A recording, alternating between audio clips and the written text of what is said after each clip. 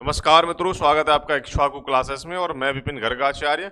आज हम बात करेंगे देव पूजा प्रकरण के बारे में कि पूजा में क्या क्या चीजें होनी चाहिए और क्या क्या चीजें नहीं होनी चाहिए। तो उन चीजों को आज अच्छे से हम समझ लेंगे। यहाँ से भी कई बार प्रश्न आपको पूछ लिए जाते हैं आपके आरटीजीएसयू की लिखित परीक्षा में, जो आपका एग्जाम होगा। तो बात करेंगे आज हम देव पूजा प्रकरण के बारे में। दिल थाम के बैठिए और कॉपी पेंसिल निकाल लीजिए और मेरे साथ में नोट करते हुए चलेंगे और चीज़ों को समझने का प्रयास करेंगे। किसी को भी एप्लीकेशन से संबंधित किसी भी प्रकार की कोई समस्या है, आप हमको तुरंत व्हाट्सअप मैसेज कर दिया करिए, जिससे कि हम उस चीज़ को रिजॉल्व करा सकें। हमें पता होगा आपको ये समस्या है तो ये हम दूर कर पाएंगे। कई बच्चे एक दो दिन से परेशान रहते हैं, एक दो दिन परेशान रहेंगे, उसके बाद तीसरे दिन प्रयास करेंगे, चौथे दिन हम तक पहुंचाएंगे, तो आपके 4 दिन बेकार चले जाएंगे और समय बहुत ही कीमती है। इसलिए कोई भी असुविधा है तुरंत आप हमें मैसेज डाल दीजिए, तो हमें आपको जो है जल्दी से उसको समस्या को दूर करने का प्रयास करेंगे। ठीक है, तो देव पूजा प्रकरण में आज हम नोट करेंगे। आइए बात करते हैं। लिखेंगे सबसे पहले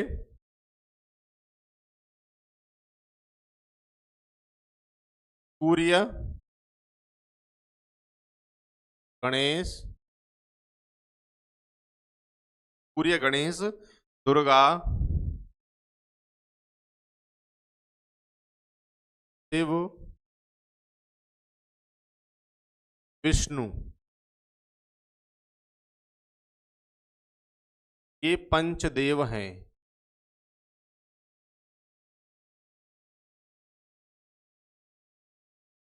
और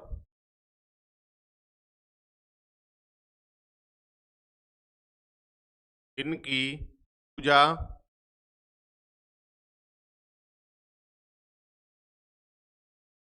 सभी कार्यों में की जाती है। तो कौन कौन से हैं पंचदेव हमारे? सूर्य, गणेश, दुर्गा, शिव और विष्णु। ये क्या है? ये पंचदेव हैं और इनकी पूजा सभी कार्यों में की जाती है। आपसे प्रश्न पूछा जाएगा सभी कार्यों में किन देवी देवताओं की पूजा की जाती है, तो आप कह सकते हैं कि पंचदेव की पूजा की जा सकती है। पंचदेव कौन कौन से हैं पूछ लिया जाए अगर आपसे, सूर्य, गणेश, दुर्गा, शिव और विष्णु। प्रश्न इस प्रकार से भी बन सकता है, समझिए कि सूर्य, गणेश, दुर्गा, शिव और विष्णु ये क्या है? तो ये क्या है? ये पंचदेव माने जाते हैं। आप अच्छे से टिक कर सकते हैं आराम से। ये क्या है? पंचदेव है। नोट करते रहिए। आइए समझते हैं आगे हम जो है।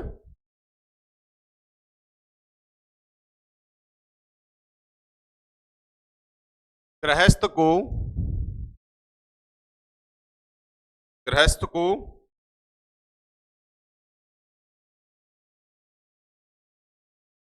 एक मूर्ति की पूजा नहीं करनी चाहिए।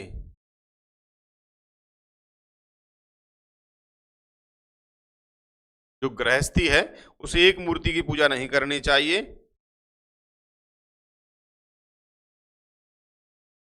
अनेक अनेक देव मूर्ति की पूजा करनी चाहिए। ठीक है, तो अनेक की करनी चाहिए। गृहस्थ को क्या है? शास्त्र में लिखा है कि गृहस्थ को एक मूर्ति की पूजा नहीं करनी चाहिए, अनेक देव मूर्ति की पूजा करनी चाहिए। प्रश्न आपसे पूछा जाएगा कि गृहस्थ को कितनी मूर्ति की पूजा करनी चाहिए? एक की करनी चाहिए कि दो की करनी चाहिए या अनेक की करनी चाहिए या इनमें से कोई नहीं? इस प्रकार से मान लीजिए आपसे पूछ लिया जाए तो आप कहेंगे कि अनेक। ठीक है, एक से ज्यादा अनेक देव मूर्ति की पूजा करनी चाहिए। किसको? गृहस्थ को करनी चाहिए। ध्यान रखेंगे, इनमें से प्रश्न बनते हैं, बहुत ही महत्वपूर्ण है। अब समझ लें, आपसे पूछा जाएगा घर में कितने शिवलिंग होने चाहिए कि नहीं होने चाहिए। तो घर में 2 शिवलिंग, ये आपके जानकारी के लिए भी बहुत महत्वपूर्ण है और यहां से प्रश्न भी बना दिए जाते हैं। तो घर में 2 शिवलिंग, 3 गणेश,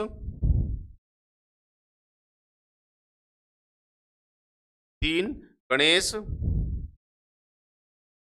2 शंख, 2 सूर्य दो शंख, दो सूर्य, तीन दुर्गा मूर्ति, तीन दुर्गा मूर्ति और दो सालग्राम, दो सालग्राम की पूजा नहीं करनी चाहिए। ठीक है, तो ये क्या क्या है, देखिए घर में आपसे पूछा जाएगा कि घर में कितने शिवलिंग नहीं रखने चाहिए या घर में कितने शिवलिंग का वास होता है। मतलब प्रश्न को बस भाषा वही होती है, बस प्रश्न को वह बदल देते हैं और वहीं हम घबरा जाते हैं। ठीक है, तो क्या है, घर में दो शिवलिंग, तीन गणेश, दो शंख, दो सूर्य, तीन दुर्गा मूर्ति और दो सालग्राम की पूजा नहीं करनी चाहिए। ये आप ध्यान रखेंगे, यहां से कोई भी प्रश्न अगर आपसे पूछा जाता है तो आप बता सकते हैं। आगे नोट करेंगे, सालग्राम, सालग्राम की प्राण प्रतिष्ठा, सालग्राम की प्राण प्रतिष्ठा नहीं होती है।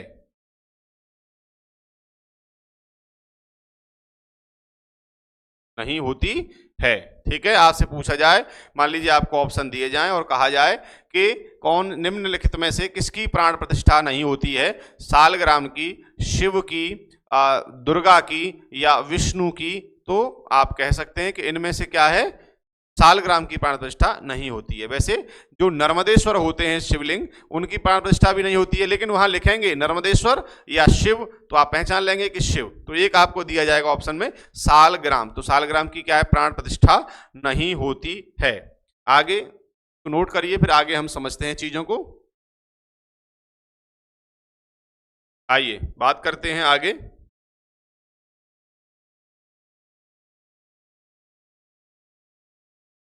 पत्थर, काष्ठ अर्थात लकड़ी, लिख लीजिए लकड़ी, काष्ठ कहते हैं लकड़ी को,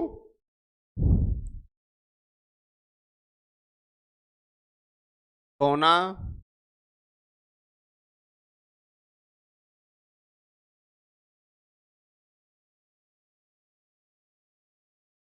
अन्य धातुओं,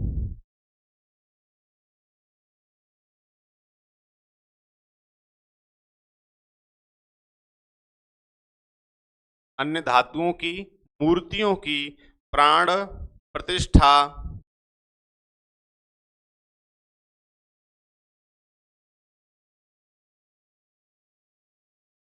घर या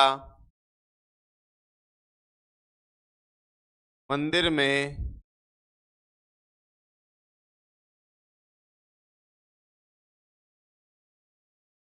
करनी चाहिए। तो किस किस की करनी चाहिए, पत्थर की, काष्ठ अर्थात लकड़ी की भी कर सकते हैं, और सोना अन्य धातुओं की मूर्तियों की प्राण प्रतिष्ठा घर या मंदिर में करनी चाहिए। तो यहां से भी प्रश्न बन सकते हैं, बहुत ही महत्वपूर्ण जानकारियां हैं, इनको नोट करिए और समझ लीजिएगा। घर में चल प्रतिष्ठा, घर में कैसी प्रतिष्ठा होती है, चल प्रतिष्ठा, और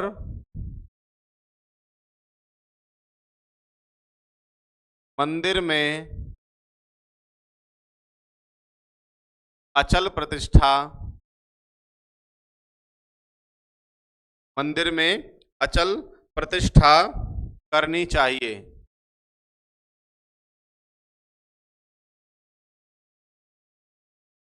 तो समझेंगे घर में कैसी प्रतिष्ठा होती है, घर में होती है चल प्रतिष्ठा, और मंदिर में कैसी होती है, मंदिर में होती है अचल प्रतिष्ठा। चल किसे कहते हैं, देखिए घर में हम रहते हैं तो कई बार क्या होता है कि अब तो भगवान इस कमरे में रखें, लेकिन फिर सफाई हुई तो हमने क्या किया कि यहाँ गेस्ट आएंगे या लोग रहेंगे या ये कमरा अब ठीक नहीं है या इस कमरे में कुछ करना है या छोटा पड़ रहा है, तो हमने दूसरे कमरे में भगवान को रख दिया, मंदिर को वहां ले गए, फिर हमने कभी कभी इधर कर दिया। ये अपने घर में कभी कभी हम किराए से रहते हैं, लोग ट्रांसफर होता रहता है, तो बार बार हमें क्या है वहां जाना है, फिर उस घर में किराए पर रहना है और किराए में एक ही कमरा है तो कई बार उसमें हम जो है परिवर्तन करते रहते हैं। इसलिए घर में जो है चल प्रतिष्ठा होती है कि भगवान को कहीं भी जो है रखा जा सके। अगर आपसे पूछ लिया जाए कि चल प्रतिष्ठा क्यों करनी चाहिए तो आप बता सकते हैं कि घर में हमें श्रीमान जी गृहस्थ है, कहीं भी इसको जो है रख सकते हैं, इसलिए चल प्रतिष्ठा होती है। और मंदिर में क्या है, अचल प्रतिष्ठा इसलिए होती है कि मंदिर में तो जब मूर्तियां होती हैं उनको एक ही जगह जो है प्रतिष्ठित कर दिया जाता है और उन्हें कभी वहां से हटाया नहीं जाता। इसलिए मंदिर में कैसी प्रतिष्ठा करनी चाहिए, अचल प्रतिष्ठा करनी चाहिए। और घर में कैसी प्रतिष्ठा हो, घर में चल प्रतिष्ठा करनी चाहिए। ठीक है, आगे लिखेंगे गंगा जी में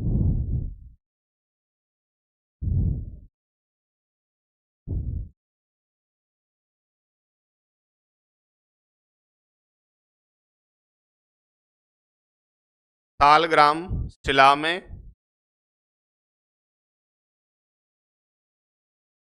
सालग्राम शिला में शिवलिंग के पास या निकट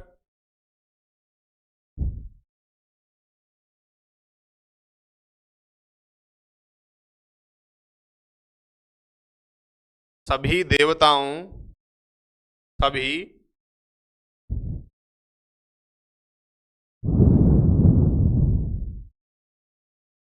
देवताओं का पूजन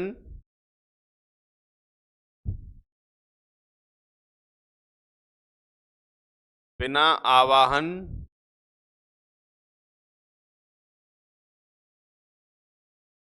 विसर्जन के किया जा सकता है।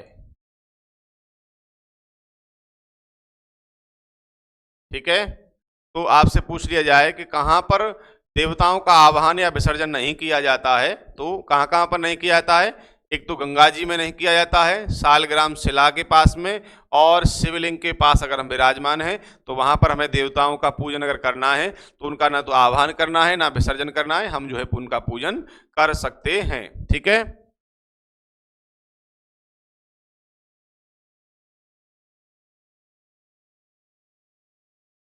फूल पत्ते जल, फूल पत्ते जल बासी होने पर, बासी होने पर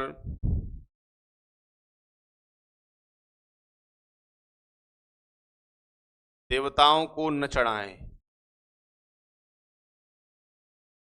ठीक है, फूल पत्ते और जल, मान लीजिए फूल आप ले आए और फूल जो है रात में आपने ला करके रख लिए, कई बार ऐसा हो जाता है तो वे बासी हो जाते हैं, पत्ते भी बासी हो जाते हैं और जल भी बासी हो जाने पर देवताओं को उसको नहीं चढ़ाना चाहिए, हमें ताजी ही चढ़ाने चाहिए। अब आप कहेंगे कि महाराज जो फूल हैं माली तो पहले ही अपने घर में ला के रख लेता है, तो माली को यह वरदान है, माली को वरदान मिला हुआ है कि माली के घर, तो उसका काम ही वही है, माली के घर रखे फूल कभी बासी नहीं होते।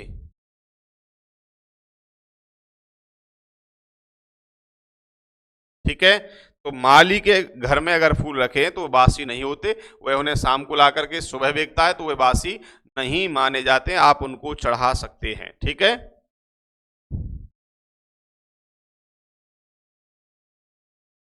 तुलसी दल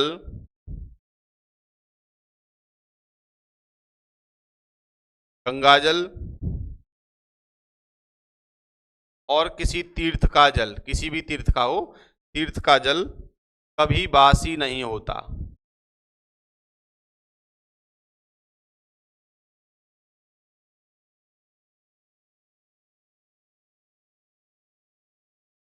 कभी बासी नहीं होता है, तो क्या क्या नहीं होता है बासी, तुलसी दल नहीं होता कभी भी, गंगाजल और किसी भी तीर्थ का जल अगर हम लेकर के आए हैं तो हम अपने घर में रखते हैं डिब्बे में भर के और सालों तक रखा रहता है और हम उसका प्रयोग भी करते हैं, वह बासी नहीं माना जाता है। ठीक है,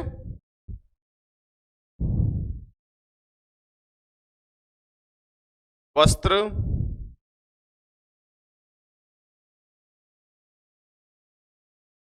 यज्ञोपवीत,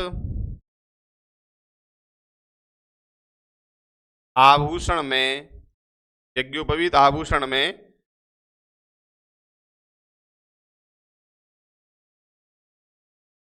निर्माल्य का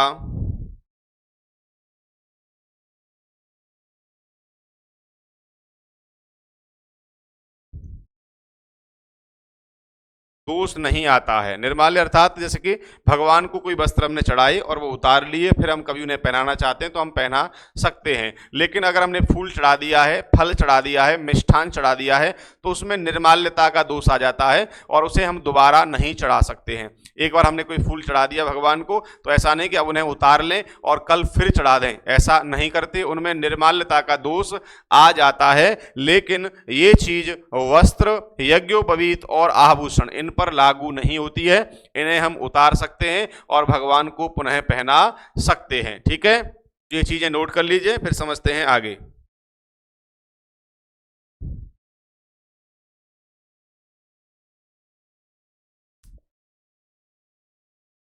आइए अब समझते हैं, नोट करेंगे आगे।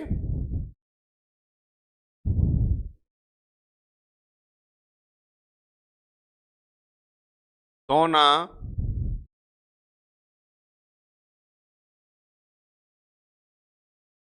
तुलसी की तरह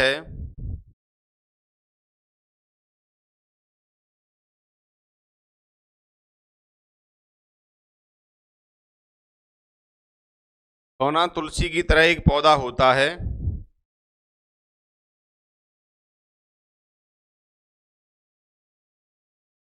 जो भगवान विष्णु को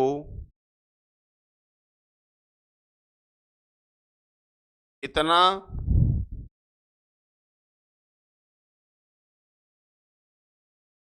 जो भगवान विष्णु को इतना प्रिय है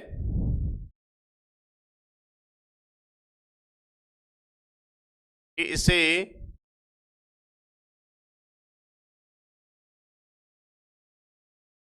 सूख जाने पर भी स्वीकार कर लेते हैं।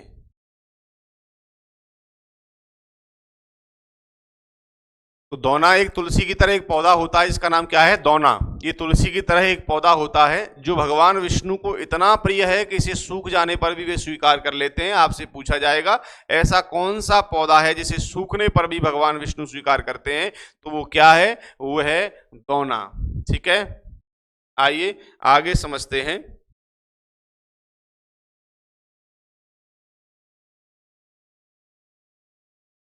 नारद जी ने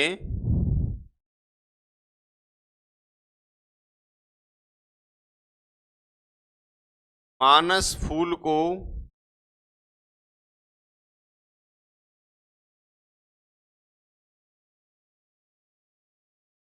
मानस फूल को सबसे श्रेष्ठ माना है। नारद जी ने मानस फूल को क्या है? सबसे श्रेष्ठ माना है। मानस फूल क्या होता है? मन से चढ़ाया हुआ कोई भी फूल, मन से सोच करके जो हम फूल भगवान को चढ़ाते हैं नेत्र बंद करके, और हमने सोचा कि हम भगवान को सुंदर खिलता हुआ कमल का पुष्प चढ़ा रहे हैं, या गुलाब अर्पित कर रहे हैं, या तुलसी दल अर्पित कर रहे हैं, कोई भी पुष्प हो जो भगवान को प्रिय है, मानस फूल को नारद जी ने क्या है? सर्वश्रेष्ठ माना है, जो फूल मन से चढ़ाया जाता है। ठीक है,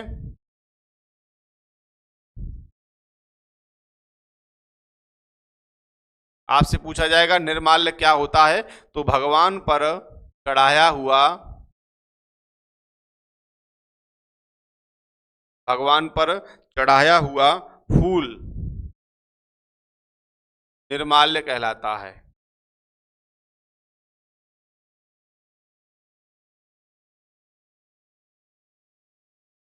क्योंकि इसको दोबारा नहीं चढ़ा सकते हैं। ठीक है, आगे लिखेंगे। सूंघा हुआ,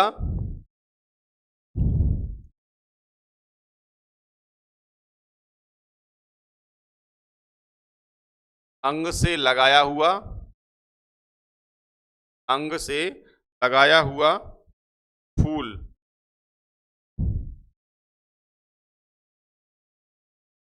फूल भी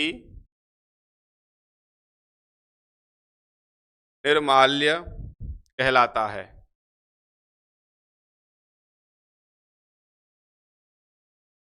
कहलाता है। इन्हें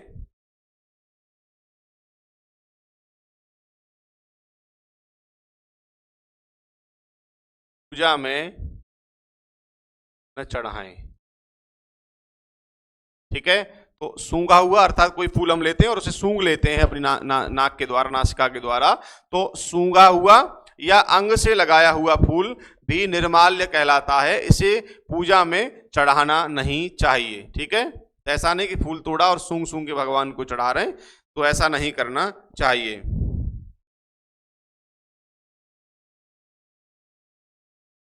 भौरे के सूंघने पर, क्योंकि भौरा जो है फूल को सूंघता है, सूंघने पर फूल दूषित नहीं होता। फूल दूषित नहीं होता है। कभी कभी व्यक्ति तर्क कुतर्क कर देते हैं ना कि भौरा तो सूंघता है, तो उसके सूंघने पर फूल जो है क्या है, दूषित नहीं माना जाता है।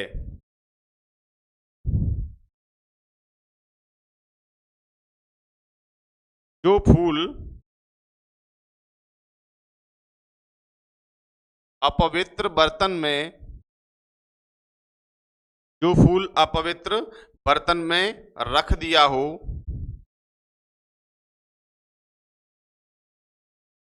रख दिया हो,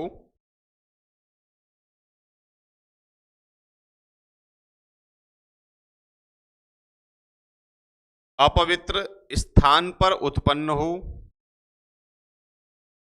अपवित्र स्थान जहां जैसे विष्टा आदि करते हैं लोग, ऐसा स्थान है और वहां फूल भी खड़े हुए हैं, तो वह अपवित्र स्थान कहलाएगा। अपवित्र स्थान पर उत्पन्न और आग से झुलसा,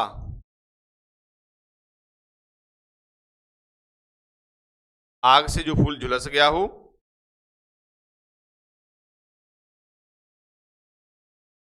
कीड़े से विद्ध हो, जिसमें कीड़ा पड़ गया हो, सुंदर न हो, सुंदर न हो,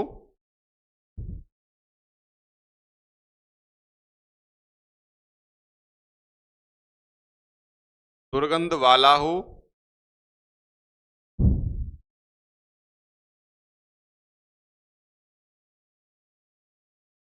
ऐसे फूल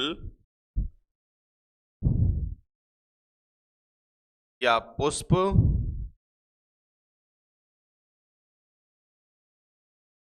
पूजा में नहीं चढ़ाने चाहिए।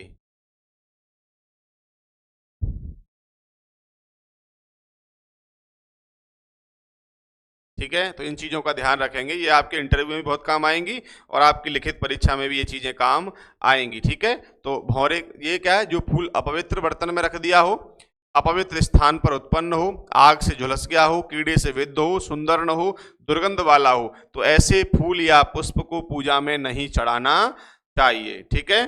नोट कर लीजिए, फिर समझते हैं आगे। आइए।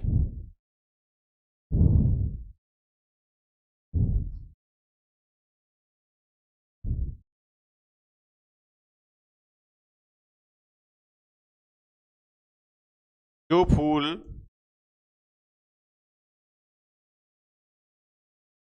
बाएं हाथ से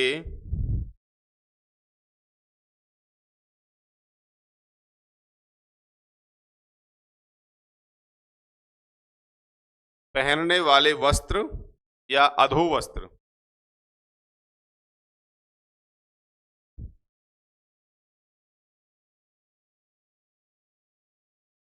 अधो वस्त्र, जो फूल बाएं हाथ से पहनने वाले अधो वस्त्र में रखकर लाया गया हो,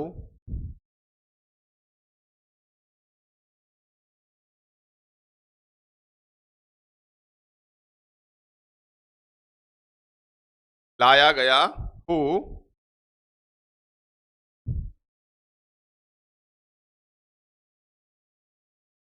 वे फूल पूजा में त्याज्य हैं, अर्थात उनका प्रयोग जो है पूजा में नहीं करना चाहिए। ठीक है, आइए समझते हैं आगे।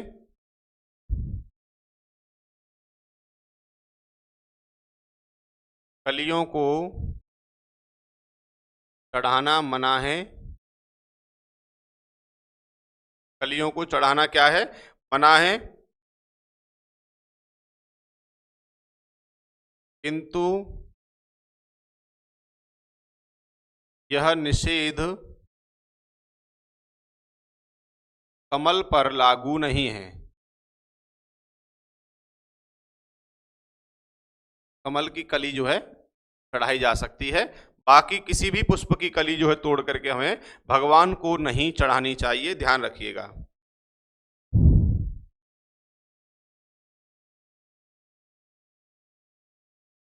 फूलों को जल में डुबोकर धोना चाहिए।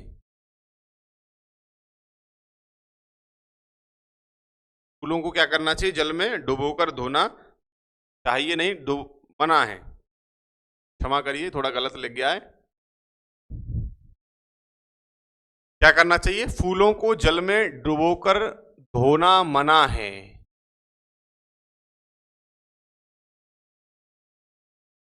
ठीक है, तो क्या होगा?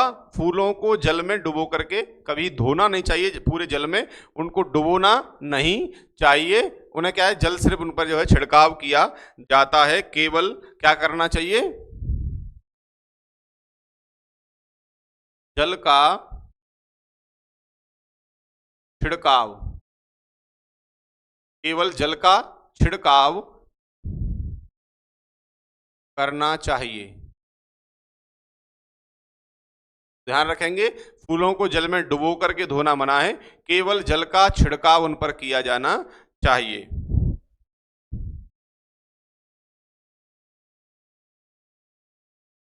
फूल जैसे उत्पन्न होते हैं, फूल जैसे उत्पन्न होते हैं वैसे ही उनको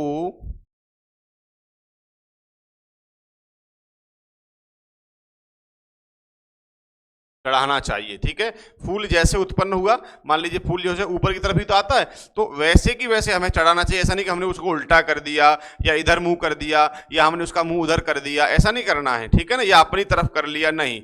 मान लीजिए फूल ऐसे उगा हुआ है, मान लीजिए कि ये कोई फूल है, ये डंडी है और यहाँ इसका ये फूल है, तो हम इसी प्रकार से इसको ऐसे चढ़ाएंगे कि फूल जो है जैसे उत्पन्न हुआ है वैसे ही हमें उसको चढ़ाना चाहिए, इधर उधर या नीचे उसका मुंह नहीं करना चाहिए, ध्यान रखेंगे। लेकिन बिल्व पत्र, बिल्व पत्र नीचे की ओर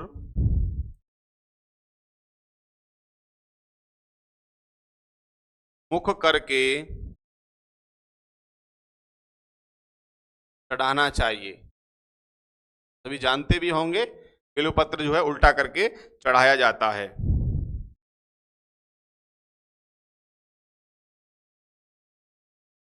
दूब घास,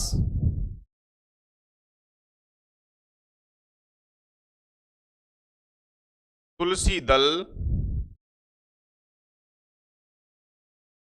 अपनी ओर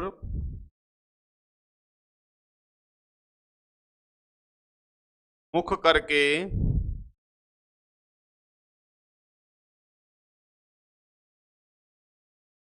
चढ़ाना चाहिए। ठीक है, तो दूब घास तुलसी दल अपनी ओर मुख करके चढ़ाना चाहिए, ध्यान रखेंगे।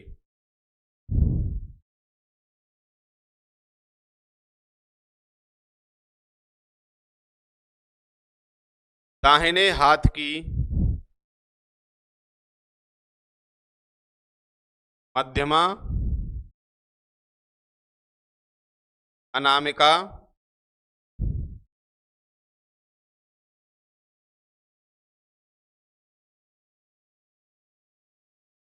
और अंगूठे से तथा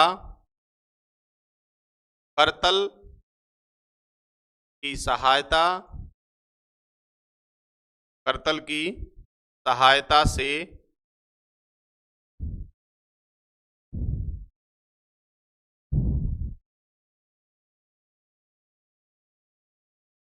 फूल चढ़ाना चाहिए। ध्यान रखेंगे, दाहिना हाथ अर्थात हमारा सीधा, दाहिने हाथ की मध्यमा और अनामिका और अंगूठे से तथा करतल की सहायता से हमें भगवान को क्या है, पुष्प चढ़ाना चाहिए। ध्यान रखेंगे और नोट करिए, फिर समझते हैं आगे।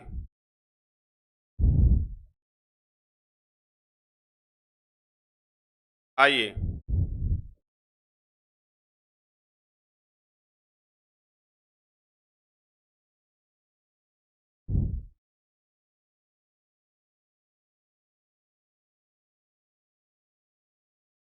चढ़े हुए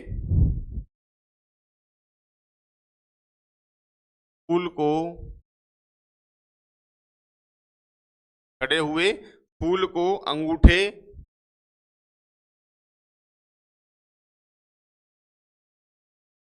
और तर्जनी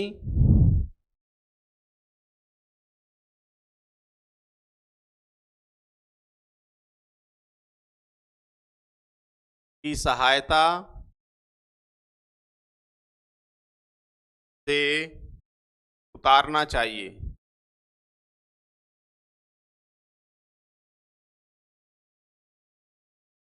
ठीक है, चढ़ाने का आपने समझ लिया, और उतारना कैसे, भगवान से जब फूलों को उठाना है, उतारना है, तो कैसे उतारेंगे कि चढ़े हुए फूलों को अंगूठे और तर्जनी की सहायता से उतारना चाहिए। ठीक है,